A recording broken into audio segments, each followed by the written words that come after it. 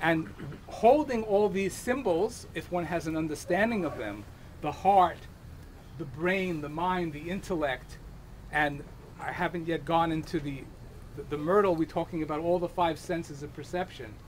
And the aravot, which I'll soon speak about, represents the speech, represents the mouth, because they're shaped like the lips of the mouth. And they represent all the things that a person says and how the person interacts with other people and the environment. I'll talk about that in a bit. But the idea is that the shaking of this in every direction is that one's intention, one's desire is to completely be at one with the divine being, with every aspect of one's own individual being. One takes one's heart, one takes one's mind, one's intellect, one's senses, one's power of speech. Every aspect of individual being is being directed towards God, with the desire to be completely at one and completely aligned with all the divine qualities of God. That's the purpose of symbolically doing all these kinds of things. So, thanks.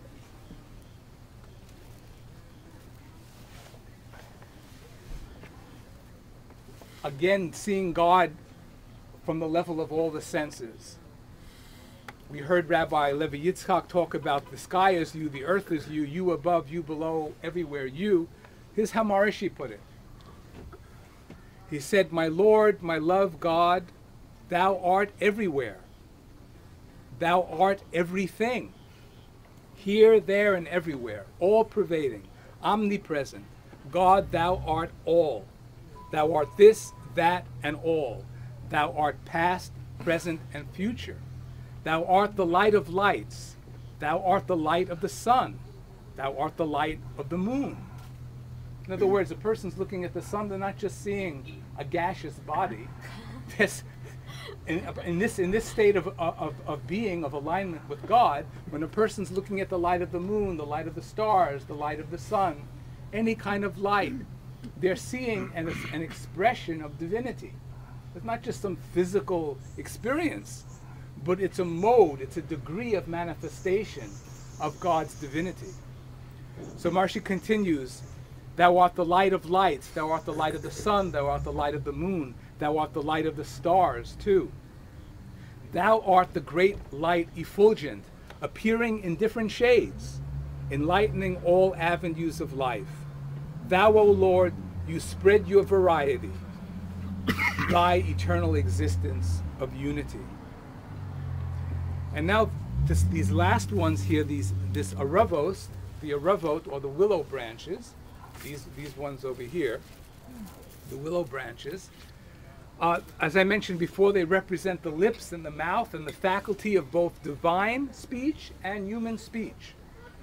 And when individuals are fully aligned to divinity, these are attuned to the silent impulses of God's speech, and people who are attuned to those silent impulses of God's, so to say, mouth or speech, these people speak only that which is truthful and helpful and nourishing to everything and everyone in God's creation.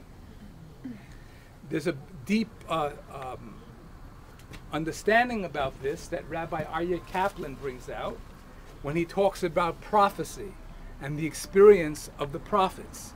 You know that the prophets in the Bible, like Yeshaya and Elijah and Isaiah, Elijah and Ezekiel and Zechariah and all the prophets of the Bible, they had schools and they had students.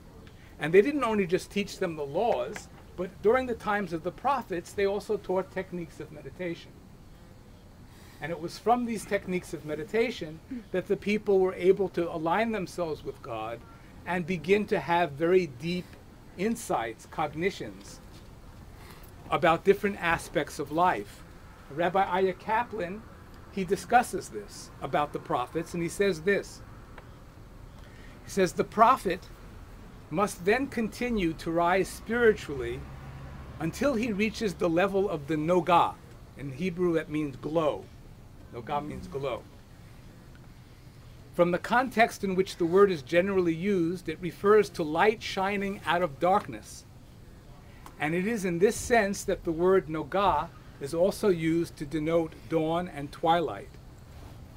And he's talking about an inner experience, though, not an outer experience, because he's talking about prophecy. He says when the prophet reaches this level, his limited ego is totally nullified and all sensation is hushed. He then reaches the level of the Chashmal, which is identical with the still small verse heard by Elijah. Do you know the story of Elijah and the hearing of the still small voice? No.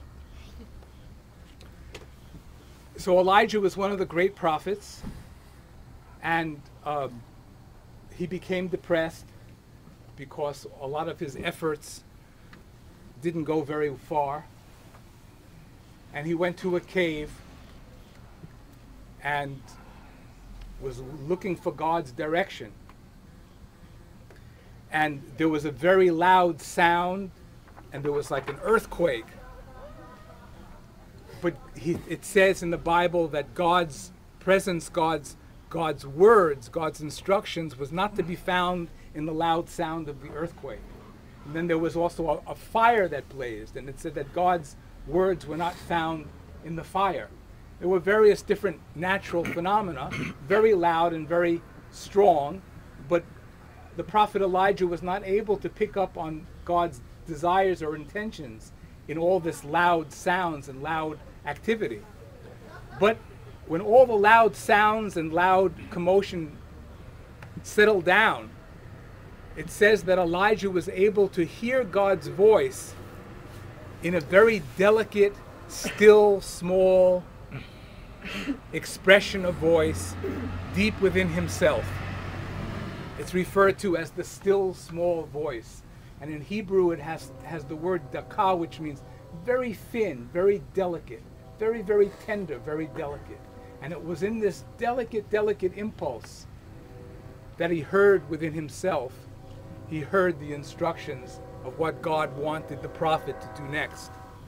So this chashmal, they say in the prophecy, is related to this still small verse heard by the prophet Elijah. And the Talmud states that the word chashmal is made up of two words. Chash meaning silence, and mal meaning or indicating speech. Silence and speech. And he said that at this level, the prophet experiences what's referred to as the speaking silence. The silence is speaking. And he says that this is the level of silence through which he can hear the word of God and see a true vision and then communicate it to the people. And this level of attunement with God is the purpose of Sukkot, the purpose of the holiday of Sukkot, as it is the purpose of all the holidays. Jewish holidays, Christian holidays, Muslim holidays, Hindu holidays, Buddhist holidays, whatever the holiday, all holidays in the world of religion, in the realm of religion, they have basically one purpose only, and that is to align every aspect of individual being with the divinity of the Supreme Being, and to live life stabilized in that experience for one's own happiness and for the happiness of everyone and everything in creation. So the train must have known that I was going to end. So given this basic theme of alignment with God, we'll take a little bit of silence, and I'm going to end my talk with a quote from Maharshi. See, this is not the still small voice.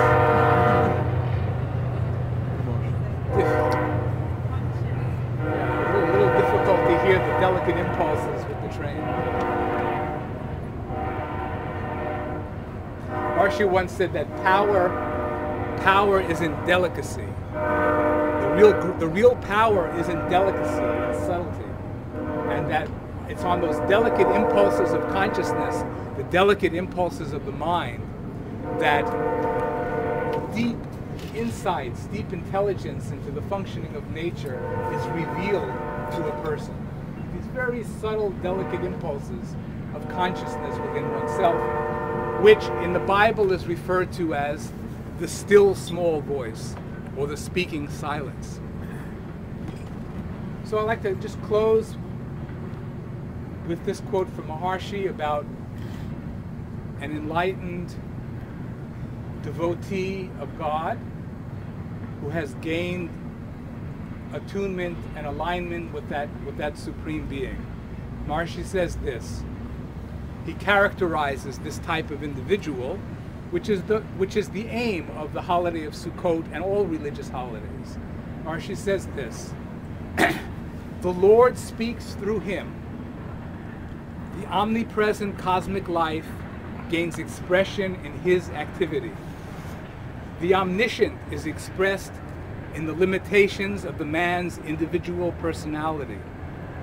The cosmic intelligence finds expression in his individual mind.